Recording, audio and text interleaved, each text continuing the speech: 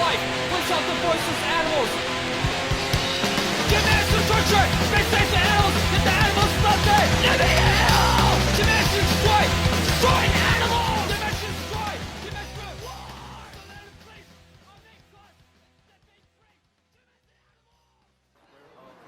The store called Pozo, the original Pozo, they were selling nothing but all English stuff. The music was really tense, powerful, the fashion, the everything. So that's what attracted me. I was like, wow, this music is cool. Like, I thought it was like something from outer space. Like a UFO or something. Yeah. And the fashion was really cool and everything. That's how I got into it. And the LA was at that time, like the mods in Orange County, it was all white, but LA was all mixed race. The punk rock was all mixed race. But mods were like, it was too expensive.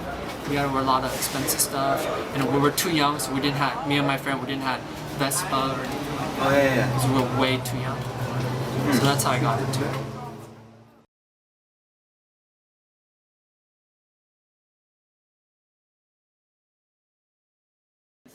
Back then, we went to shows like Olympic Auditorium and Cathy DeGrant, but they wouldn't let me in because I was too young, so I would hang out at the parking lot. And you had the American punk rockers.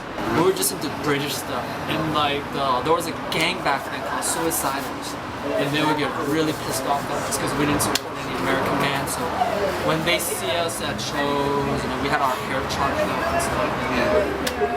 Start fights. People would stab each other at shows. It was punk rock gangs, but they had they were trying to copy the True background. And some of them came from well-off family, good neighbor, but they were really self-destructive. They were stabbing at shows. There would be like ambulance coming to Olympic shows. There would be group fights, but I was young, so they didn't mess with me because I was really young.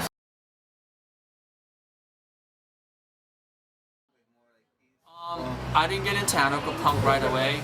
I got introduced to it. Hey, what's going on? I met some guys on Melrose Avenue. They were playing this stuff, you know, and they said that they didn't eat meat. And I went to one of the shows. There was all these punk. They call themselves punks. Okay, so now back then I had leather spikes and stuff. I think this was '84. All these banners hanging, like big peace banners, and they say they're vegetarians. And like hippies, they look all hippies. They call themselves punk. They didn't have hair spike, no leather. I heard about it. I mean, I had records like Flux, Pink Indians, and a class record that was not a peace punk. But then there was a band called Iconoclast. Okay. And no, not the hardcore Iconoclast. It's peace punk Iconoclast. I went to this show and. There was banners, literatures, he was reading a poetry, and right before they played, they were telling people to sit down. At that time I didn't like them. I was going, what the fuck? Yeah. Well, you don't tell people to sit down. Then I looked around, and I was thinking, I can't believe these people call themselves punk rockers. I know they have their spiked hair. So I was talking to them, they say, oh, we don't wear leather, and we don't use hairspray that's tested on animals, or we don't put knocks on. So back then I didn't appreciate that music, but then I met these guys. They did zines, literatures, anarchism and stuff, and I did read about some of the stuff on like Flux of Pink Indian 7-inch, but when I was young and stuff. I got introduced to it in '84, but I did not get into it in '84. I got into it like in totally into it, being vegetarian and everything. 1984. Punk bands I was into was at that time was like GBH, Discharge, Exploited. Just, you know, you're a young kid. You want to buy records only when you're like 14 or 13 or really young. You just want to buy a record that has spiked hair. You know what I mean? You would look at Social Distortion and say, oh, they're not punk. I'm not gonna get that stuff. Because it was also like an attitude and the look and all that. Because you're young. So they gave me a list of bands they listened to. It was like Anti-Sect, Anti-System, Conflict, and I listened to it. I go, holy fuck, these people are so intelligent, because I'm used to reading exploited lyrics. Then if you open up the Anti-Sect lyrics, you read all that, and you were going, oh my god, this guy sounds like they're like really educated. And I was going, wow. So then that's how I got into it.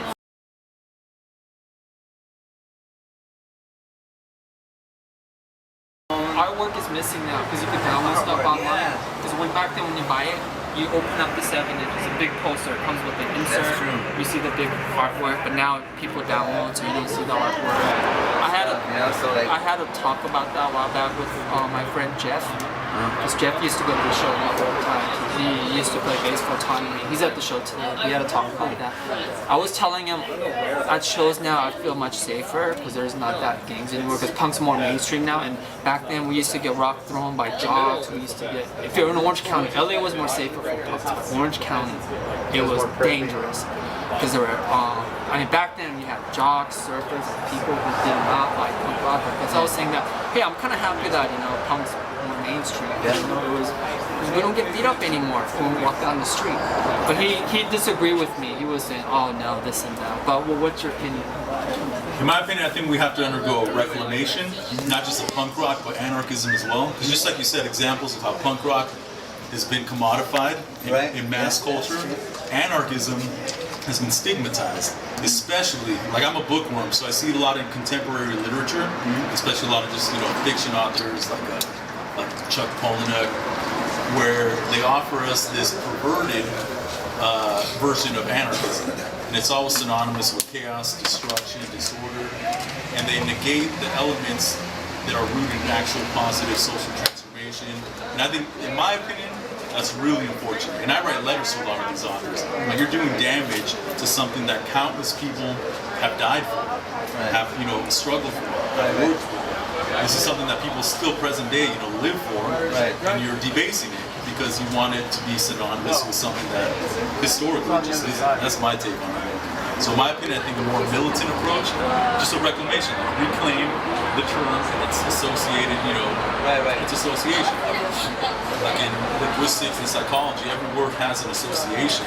If we allow them to demonize and stigmatize and bastardize words, then I think we lose. Because then it's almost impossible to get, the younger generations on board with what it is we stand for, what it is we're about. Because the predominant, cultural myth is going to prevail, as opposed to the reality of what it is and what it always was. Right. Oh, just really quick. Also, the peace punk here was different than England. The reason was here, you had a Grateful Dead was touring at that time. All the peace punk would hang out at the parking lot, would hang out with the hippies. So we would not wear leather. We would just grow our hair long. We would not spike it. We would either let it dread or just been all black and stuff. And actually, the black thing kind of died out because we were hanging out with hippies so much, the deadheads, so we kind of started dressing. That's what they call them, deadheads? When Grateful Dead was touring, a lot of people would not go in. There'll be a parking lot with tables, people selling falafels. The Alliance for Survival would table there. A lot of peace organization and anti-nuclear organization would table there. Hare Krishna will give out like free falafels and stuff, vegetarian food. So at that time, Grateful Dead was so huge. Like when there's no shows, we would just go there and just hang out at the parking lot. Because the parking lot, all the Deadhead Show parking lot was like a festival where people hung out. But not everybody was politically conscious. There was also a lot of like drugs, like LSD, pot, and stuff.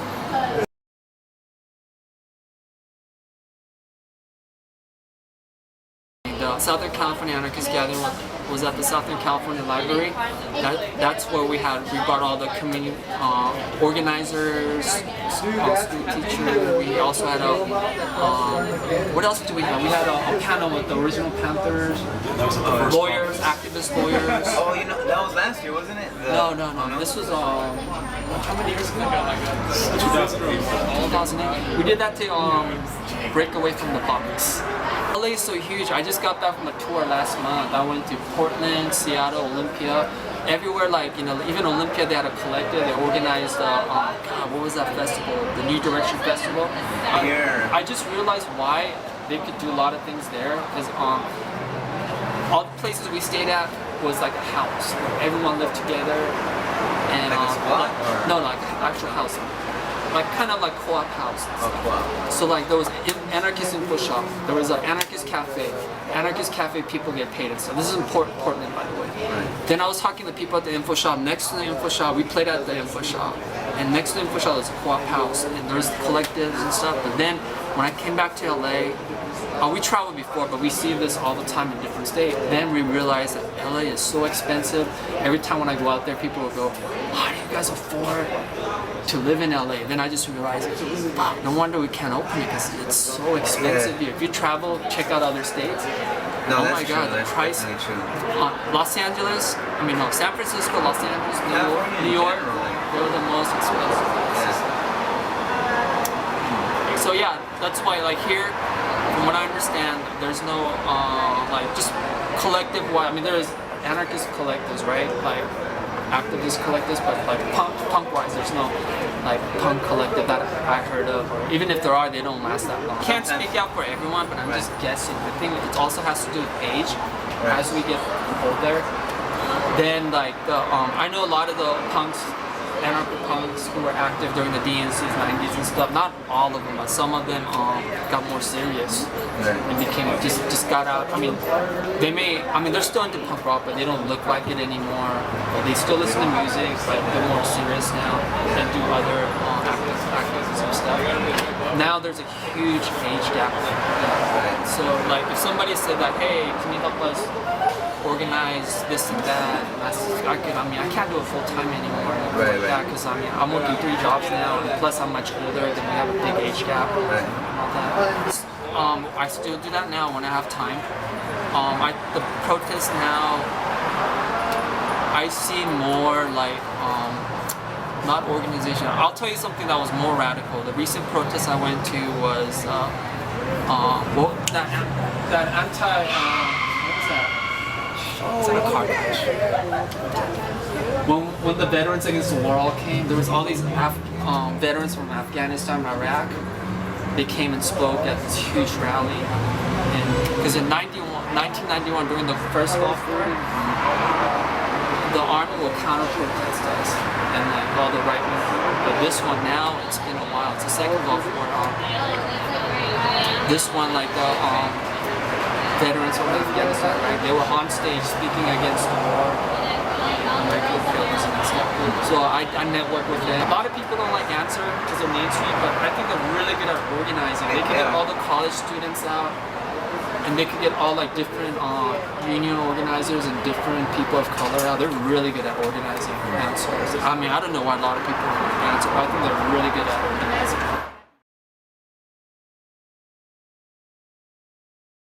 I started the band actually in 1991. I think it was 91. Then we broke up. Then I started Autonomy in 90-something. We recorded a 7-inch, then broke up. Then got Resisting Exist back together, broke up. They took a few years break. It's like always off and on. Take a long break, come back, take a long break, come back. When Resisting Exist first started, we all met at demonstration. We didn't call ourselves musicians, we called ourselves activists. This is when we started.